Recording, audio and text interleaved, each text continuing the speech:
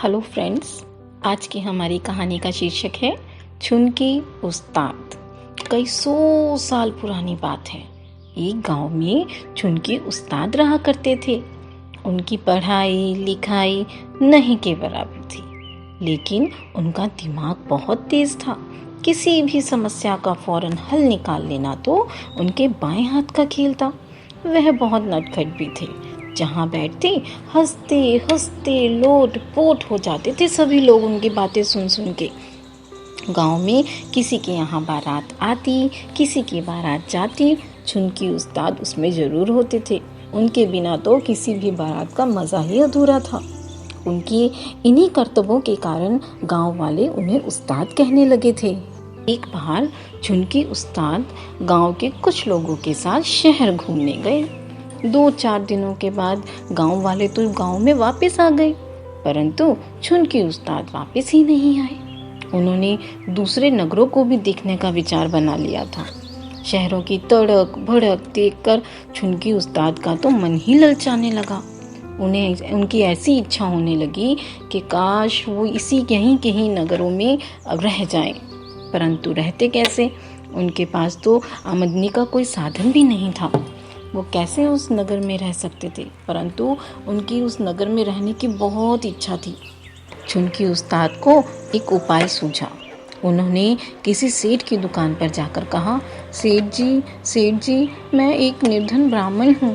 क्या आप मुझे कुछ कागज, एक कलम और थोड़ी सी स्याही दे सकते हैं क्या? सेठ को यह सुनकर बहुत अचंभा हुआ। उसने उसी समय छुनकी उस्ताद की सारी मांगें पूरी कर दी। छुनकी कागज कलम संभालते हुए राजा की गढ़ी की ओर चल पड़े। गढ़ी समझते हैं ना? छोटा किला गढ़ी कहलाता है।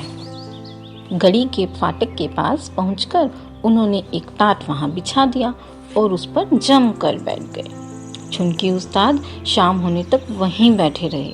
वह बीच बीच में उन व्यक्तियों की संख्या लिख लेते जो गढ़ी से बाहर आते और उन व्यक्तियों की भी संख्या लिख लेते जो गढ़ी के अंदर जाते थे। दूसरे दिन भी वह वहां आकर बैठ गए। इसी प्रकार 2 महीने बीत गए। एक दिन शाम को जब गढ़ी का फाटक बंद होने लगा तो छुनकी उस्ताद ने फाटक पर तैनात सरदार से कहा, सरदार साहब, अभी गढ़ी में 10 आदमी बाहर निकलने बाकी हैं। सरदार ने छुनकी को घूर कर देखा। तू पागल है क्या? बड़ा आया हिसाब बताने वाला। मैंने तो एक एक की गिनती कर रखी है और एक एक की गिनती करके ही बाहर निकाला है। छुनकी उस्ताद विनम्रता से बोले, नहीं सरदार साहब, आपकी गिनती गलत है। अभी 10 व्यक्ति अंदर हैं। सरदार को तो बहुत गुस्सा आ गया। उसने बिगड़ कर कहा, लेकिन तुझे कैसे मालूम? क्या तूने आने जाने वालों की सूची बना रखी है क्या? जी हाँ सरदार साहब। छुनकी उस्ताद ने अपनी कॉपी उनके सामने रख दी। सरदार को छुनकी उस्ताद की कॉपी देखकर विश्वास हो गया, क्योंकि उस कॉपी में पूरा ब्यौरा लिखा हुआ था। सरदार ने तुरंत अपने बड़े सरदार को सूचना दी और बड़े सरदार ने सिपाहियों को सूचना दी। इसी तरह पूरी गढ़ी में सनसनी फैल गई। राजा भी सतर्क हो गए। रात हो गई। रात को उन्होंने सिपाहियों ने देखा कि कुछ 10 आदमी एक स्थान पर अपना गुट बनाए बैठे हैं। तभी सिपाहियों ने जाकर उन सभी आदमियों को पकड़ लिया और उनसे पूछताछ करने पर पता चला कि ये तो राजा की हत्या के इरादे से आए थे। राजा को सारी बात मालूम हुई तो उन्होंने छुनकी उस्ताद को बुलवा लिया। राजा ने उनका बहुत सम्मान किया और उन्हें अपना सलाहकार बना लिया। अब तो छुनकी उस्ताद की तो ठाठ ही हो गई। रहने के लिए शानदार कोठी, काम धाम के लिए नौकर चाकर, सब कुछ उन्हें मिल गया था और अपनी बुद्धि के बल पर पूरे दरबार में अपना प्रभाव जमा लिया था उन्होंने।